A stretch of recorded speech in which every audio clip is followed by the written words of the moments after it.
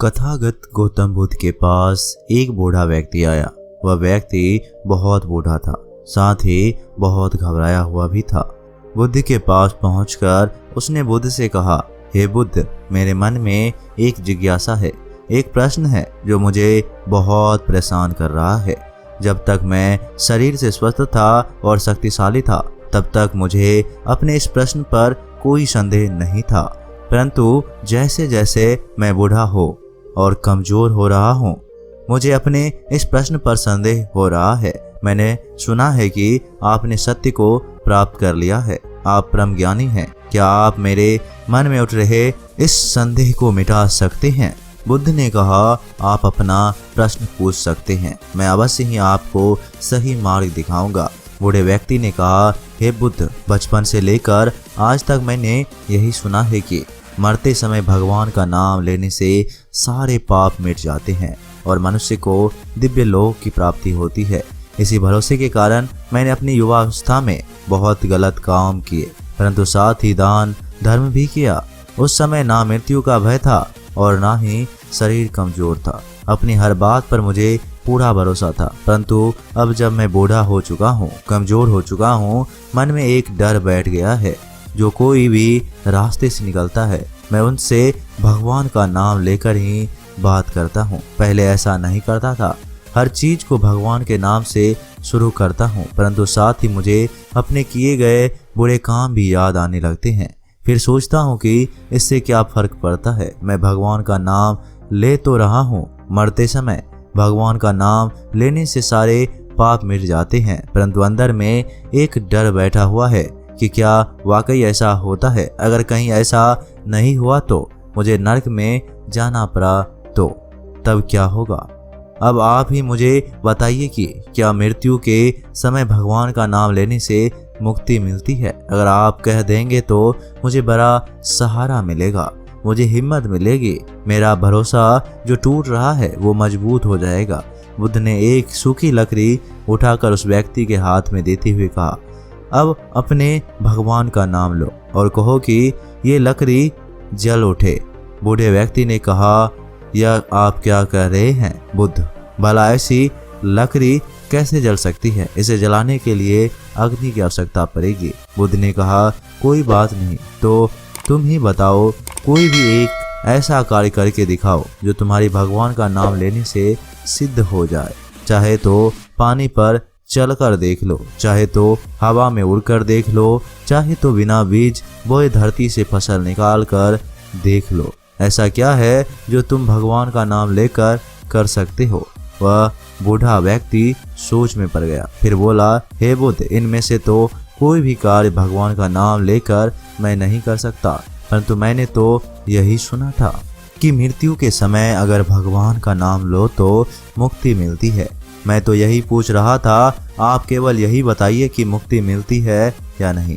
बुद्ध ने कहा, यहाँ पर सभी भिक्षुगण ध्यान करते हैं और सभी विचारों से मुक्त होते हुए हम सांस पर ध्यान देते हैं। सांस हमें विचारों के केंद्र में बनाए रखता है, सारे विचार हमारे चारों ओर घूमती रहती है। इस प्रकार सांस को पकड़कर हम विचारों में बहने से बच जाते हैं और अंत में केवल सांस रह जाती है, जहाँ अन्य कुछ भी नहीं होता है। तब हमारे भीतर समझ का उदय होता है और हमारी बौद्धिक शक्ति बढ़ती है, जिससे मनुष्य के जीवन में थंब का उदय होता है, जिस कारण वह सही और गलत को स्पष्ट रूप से पहचान कर विचारों या मन की बहकावे में न आकर सही निर्णय और सही कार्य करता है। जब वह जीवन में सब सही करता है तो उसे मृत्यु या बुढ़ापे का डर नहीं लगता और वो हर किसी से भगवान का नाम लेकर बातें करे, यह भी जरूरी नहीं रहता। यह सुनकर बूढ़ा व्यक्ति घबरा गया और उसने कहा, हे बुद्ध, आपकी बातों से मुझे डर लग रहा है। ऐसा लग रहा है कि मैंने जीवन भर गलत शिक्षा को आत्मसात किया। क्या मृत्यु के इतने करीब आकर अब मुझे यह पता चलेगा कि मैंने जो जीवन भर किया, जिस पर जीवन भर भरोसा किया, वह रास्ता गलत था? बुद्ध मुस्कुराए और कहा, हम जीवन भर यही गलती करते हैं, कही गई बातों को या सुनी गई बातों पर विश्वास करते हैं, उसे अपने बुद्धि और विवेक की कसौटी पर कसते नहीं हैं। जो चला रहा है बस उसे बांधते चले जाते हैं, उसे जानने की कभी कोशिश नहीं करते। कोई किसी खाई में गिर रहा है तो बेझिझक हम उसके पीछे खाई में गिरने को तैयार है, बिना यह सोचे कि उस खाई में गिरने से क्या होगा। अब उस बूढ़े को विश्वास हो गया कि शायद उसने गलती कर दी है और उसे उसके किए गए कर्मों के कारण नरक में जाना पड़ेगा। भगवान का नाम लेकर कुछ नहीं होगा, वह बच नहीं सकता। उसने बुद्ध से कहा, क्या इतने सारे लोग, इतने ज्ञानी लोग ये सब झूठ बोलते हैं कि अंतिम समय में भगवान का नाम लेने से मुक्ति मिलती है? बुद्ध ने कहा, भगवान का नाम लेने से मुक्ति मिलती है, मोक्ष मिलता है। और भगवान का ही क्या, तुम किसी का भी नाम लो, उसका नाम लेने से भी तुम्हें मुक्ति और मोक्ष मिलेगा। तुम अपने पिता का नाम लो, उनका नाम लेने से भी तुम्हें मोक्ष और मुक्ति मिलेगी। तुम अपनी माता का नाम लो, उनके नाम से भी तुम्हें मुक्ति और मोक्ष मिल ही जाएंगे। उस बूढ़े व्यक्ति को कुछ समझ नहीं आ रहा था। उसने कहा, आपकी बातें मुझे समझ नहीं आ रहा है। एक और आप कहते हैं कि भगवान का नाम लेने से मुक्ति नहीं मिलती, दूसरी ओर आप कह रहे हैं कि किसी का भी नाम लेने से मुक्ति और मोक्ष मिल सकता है। मैं समझ नहीं पा रहा हूँ बुद्ध ने कहा, ध्यान में हम सांसों को पकड़कर विचारों को हटाते हैं। नाम लेना भी एक प्रकार का ध्यान ही है, जो अपने भगवान या अपने गुरु या अपने माता पिता या किसी का भी नाम लेता है, अर्थात वह नाम ही उसके भीतर गूंजता रहे। उस नाम के अलावा और कोई विचार उसे प्रभावित ना कर सके। हमेशा सुबह शाम दिन रात एक नाम उसके भीतर चलता रहे।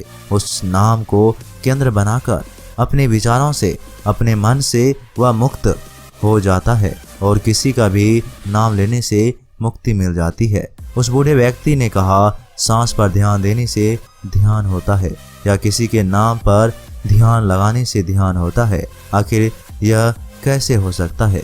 बुद्ध ने कहा, जो लोग यह कहते आ रहे हैं कि भगवान का नाम लेने से मुक्ति मिलती है, वह अधूरी बात फैलाता है। नाम लेने का मतलब इतना ही होता है कि उस नाम को तुमने अपने भीतर केंद्र में स्थापित कर लिया है। अब उस नाम के अलावा तुम्हारे जीवन में कुछ और नहीं है। जैसे ध्यान करने वाले व्यक्ति के जीवन में उसकी सांसों के अलावा कुछ और नहीं होता, वह हमेशा अपनी सांसों में ही स्थापित रहता है। उसी प्रकार नाम लेने वाला व्यक्ति उस नाम में स्थापित हो जाता है और अन्य कोई भी चीज उसके लिए महत्व नहीं रखती। इस प्रकार उसके भीतर समझ और बुद्धि का विकास होता है, ध्यान और धर्म का उदय होता है और वह देख पाता है कि क्या गलत है और क्या सही है। वह कुछ गलत नहीं करता, इस कारण उसे मोक्ष मिलना अनिवार्य हो जाता है। बूढ़े व्यक्ति ने कहा, तो क्या मैं जो मरते मरते भगवान का नाम लेता हूँ उससे कुछ नहीं होगा? बुद्ध ने कहा, अपने अंदर में देखो, जिसका नाम तुम ले रहे हो क्या वह तुम्हारे भीतर स्थापित है?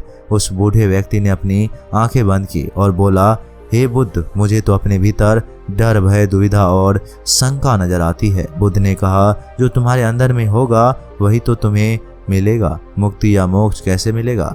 तुम तो अभी भी फंसे हुए हो। बुद्ध उस बूढ़े व्यक्ति को एक तालाब के पास ले गए। उस तालाब के किनारे पर कुछ घास के पत्ते और गंदगी फैली हुई थी। बुद्ध ने एक सूखी लकड़ी उठाकर वहां फेंक दी और बूढ़े व्यक्ति से कहा, वह जो सूखी लकड़ी पड़ी हुई है वहां देख रहे हो, यह बताओ कि ये लकड़ी इस तालाब के पानी में किस प्रकार तैर सकती है?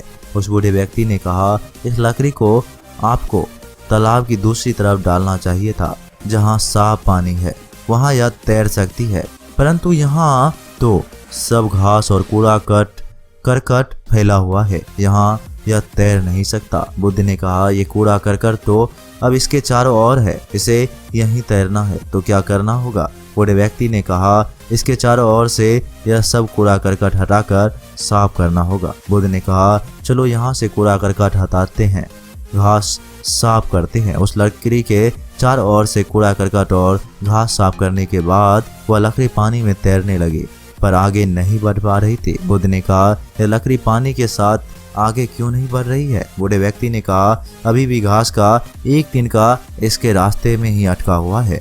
बुद्ध ने कहा, ठीक इसी प्रकार हमारे चारों ओर बुराइयों का कूड़ा करकट फैला हुआ रहता है। विचार हमें चारों ओर से ऐसे ही घेरे रहते हैं, हम उस जाल में फंसे हुए रहते हैं, परंतु जब हम अपने चारों ओर से वह कूड़ा करकट हटा देते हैं, चाहे तो सांस पर ध्यान रखकर, चाहे तो किसी के नाम को मध्य में रखकर, तभी हम मुक्त हो सकते हैं। परंतु एक छोटी सी बुराई भी हमें अटका कर रख सकती है। जिस प्रकार एक छोटी सी घास के तिनके ने इस लकड़ी को आगे बढ़ने से रोका हुआ है, बुद्ध ने वह घास का तिनका हटा दिया और वह लकड़ी आगे तैरने लगी। उस बूढ़े व्यक्ति ने कहा, हे बुद्ध, मैं समझ गया आप जो कहना चाहते हैं। मैं समझ गया अंतिम समय किसी का नाम लेकर मुक्त नहीं हुआ जा सकता जब तक कि हमारे मन में कूड़ा करकट फैला हुआ हो। मुक्त होने के लिए साफ मन चाहिए जो अभी मेरे भीतर नहीं है, पर मैं आज से ही इसे साफ करने की कोशिश करूंगा। और अब मैं मृत्यु के डर में नहीं जीऊंगा और डर के कारण किसी का नाम नहीं लूंगा। अगर किसी का नाम लूंगा तो खुद को जानने के लिए। तो दोस्तों, आज के इस वीडियो में बस इतना ही। मिलते हैं एक नई वीडियो के साथ, तब तक के लिए आप अपना ख्याल रखिएगा। धन्यवाद।